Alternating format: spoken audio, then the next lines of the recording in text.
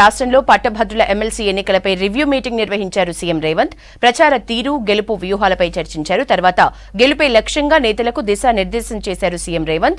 ఇప్పటివరకు జరిగిన 5 విడతల లోక్సభ ఎన్నికల్లో కాంగ్రెస్కే అనుకూలమైన ఫలితాలున్నాయన్నారు హస్తం లీడర్స్. రాజ్యాంగాన్ని, ప్రజాస్వామ్యాన్ని రక్షించే వారిని ప్రజలు గెలిపిస్తారన్నారు కాంగ్రెస్ నేతలు. కాంగ్రెస్ పార్టీ ముఖ్య నేతలతో జూమ్ ద్వారా సమావేశమయ్యారు CM Revanth Reddy. Graduate MLC ఎన్నికల ప్రచారం, గెలుపు కోసం అనుసరించాల్సిన వ్యూహంపై చర్చించారు. ఇప్పటి వరకు జరిగిన ప్రచారం, గ్రాడ్యుయేట్లకు దగ్గరయ్యేందుకు చేసిన ప్రయత్నాలపై ఆరా తీశారు సీఎం. సమావేశంలో పార్టీ ఇన్ఛార్జ్ దీపాదాస్ మున్షి, 3 జిల్లాల మంత్రులు, పీసీసీ ముఖ్య నేతలు, ఎమ్మెల్సీ అభ్యర్థి తీన్మార్ మల్లన్న పాల్గొన్నారు. ఈ నెల 27న ఎమ్మెల్సీ పోలింగ్ జరగనుంది. అంతకుముందు తిరుమల శ్రీవారిని దర్శించుకున్నారు సీఎం రేవంత్ రెడ్డి. ఉదయం వీఐపీ విరామ సమయంలో కుటుంబ సభ్యులతో కలిసి స్వామివారి సేవలో పాల్గొని మొక్కులు చెల్లించుకున్నారు. వైకుంఠం క్యూ కాంప్లెక్స్ నుంచి శ్రీవారి ఆలయంలోకి ప్రవేశించారు రేవంత్. ఆలయం మహాద్వారం దగ్గర టీటీడీ అధికారులు, అర్చకులు రేవంత్ రెడ్డికి స్వాగతం పలికి దర్శన ఏర్పాట్లు చేశారు. ఆలయంలో ధ్వజస్తంభానికి నమస్కరించిన తర్వాత శ్రీవారిని దర్శించుకున్నారు సీఎం. అర్చకులు రేవంత్ ఫ్యామిలీకి తీర్థ ప్రసాదాలు, ఆశీర్వచనాలు అందించారు. ఏపీలో కొత్తగా ఏర్పడబోయే ప్రభుత్వంతో మంచి సంబంధాలు కలిగి ఉండాలని తిరుమల శ్రీవారిని కోరుకున్నానని చెప్పారు సీఎం. కాంగ్రెస్ పాలనలో తెలంగాణలో రైతులు సంతోషంగా ఉన్నారన్నారు. నీటి సమస్యలు తీరి సకాలంలో వర్షాలు కురుస్తున్నాయన్నారు రేవంత్.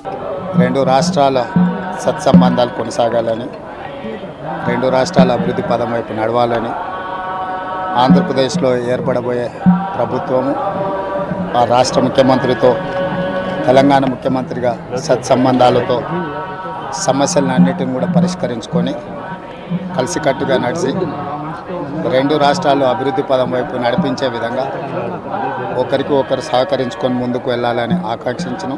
అస్సాం గౌహతిలో పర్యటించారు మంత్రి ఉత్తమ్ కుమార్ రెడ్డి. 1500 ఏళ్ల పురాతన కామాఖ్య ఆలయాన్ని కుటుంబ సమేతంగా సందర్శించారు. ఆలయంలో ప్రత్యేక పూజలు చేశారు. ఉత్తమ్ కుమార్ రెడ్డికి స్వాగతం పలికి ఆతిథ్యాన్ని అందించారు. అస్సాం సీనియర్ కాంగ్రెస్ నేత ఎమ్మెల్యే రేకిబుద్దీన్ అహ్మద్. 5 విడతల ఎన్నికల పోలింగ్లో బీజేపీకి అనుకూలంగా ఫలితాలు వచ్చే అవకాశం లేదన్నారు పీసీసీ సీనియర్ ఉపాధ్యక్షుడు నిరంజన్. ఎన్నికలు ముగింపు దశకు చేరుకుంటున్న సమయంలో బీజేపీ నేతలు మతి భ్రమించి మాట్లాడుతున్నారని విమర్శించారు. 3వసారి బీజేపీ అధికారంలోకి వస్తే దేశవ్యాప్తంగా మోదీ పేరిట ఆలయాలను నిర్మించే కుట్ర చేస్తారని ఆరోపించారు నిరంజన్. బీజేపీ నాయకులు మతి చెడి మాట్లాడటం జరుగుతుంది. వారి దురహంకారం ఎంతవరకు పోయిందంటే, మొన్న సంబిత్ పాత్ర బీజేపీ నేషనల్ స్పోక్స్ పర్సన్ ఆయన మీడియా వారితో మాట్లాడుతూ పూరి జగన్నాథ స్వామి మోడీకి భక్తుడైన మాట చెప్పడం జరిగింది. దేవునికి మానవులు భక్తులు ఉంటారు, కానీ మానవుడికి దేవుడు భక్తుడు అంటే మోడీ లాంటి మానవుడికి దేవుడు కూడా భక్తుడై ఉన్నాడనే మాట ఆయన చెప్పడం జరిగింది. ఆయన వ్యాఖ్యలను తెలంగాణ కాంగ్రెస్ కమిటీ తీవ్రంగా ఖండిస్తుంది. తెలంగాణ ఇచ్చిన సోనియా గాంధీని కేంద్ర మంత్రి కిషన్ రెడ్డి అవమానించడం సరికాదన్నారు కాంగ్రెస్ నేత అద్దంకి దయాకర్. చీకట్లో తలుపులు వేసి ప్రజాస్వామ్యాన్ని అపహాస్యం చేశారన్న మోదీ నాయకత్వంలో కిషన్ రెడ్డి పనిచేయడం సిగ్గుచేటన్నారు. కిషన్ రెడ్డి రాజకీయ లబ్ధి కోసం ఇష్టానుసారంగా మాట్లాడితే తెలంగాణ ప్రజలు సహించారని హెచ్చరించారు అద్దంకి.